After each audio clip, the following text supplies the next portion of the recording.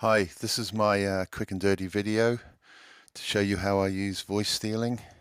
Pictures worth 1,000 words and all that. Okay, so I've got a group of tracks here, 16, all allocated to the voice B17. This can be up to 32, of course. Now, all these tracks, for me, function like one big playlist that is auto-comping, and I'll show you what I mean by that. So I'm recording a track for testing purposes. This is track 1. Okay, so that plays back as normal. I'm recording a track for testing purposes. This is track 1. Okay, so now I go what I call north on the screen with the same voice allocation. Track for testing purposes. This is track 2. Okay, play that back. For testing purposes, this is track 2. This is track 1. Carry on recording. Testing purpose, this is track 3. Purposes, this is track 3. For testing purposes, this is track 4. This is working with quick punch, functions with and without.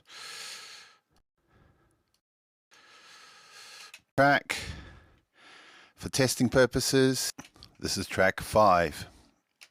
Okay, so now basically I've got what I call an auto comp. Whichever track is not muted and higher on the screen takes over. For testing purposes, this is track 5. This is track 4. This is track 3. Okay, so the big advantage to this is, say I'm very typical scenario, writing a song, got the singer on the mic. We start off the beginning of the day with a la-la vocal and start building up pieces further up the screen as we go all day. Get towards the end of the day and they wanted to sing a whole take.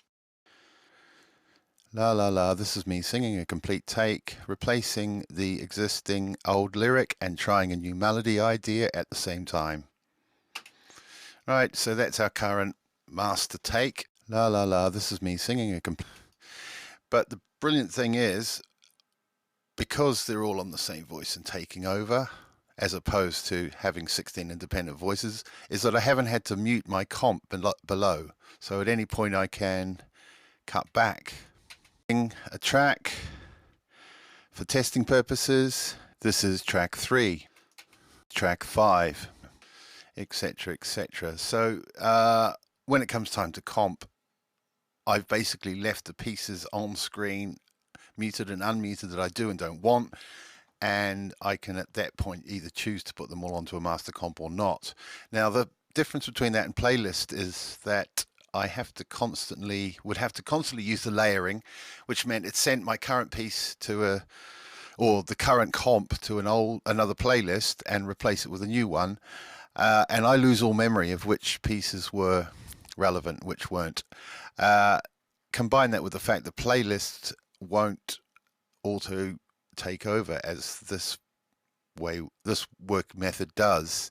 So playlisting, although I use it for keeping alternative takes and what have you sometimes, when I'm actually overdubbing an instrument or recording a vocal or writing a song and piecing it together, this voice stealing workflow is absolutely brilliant.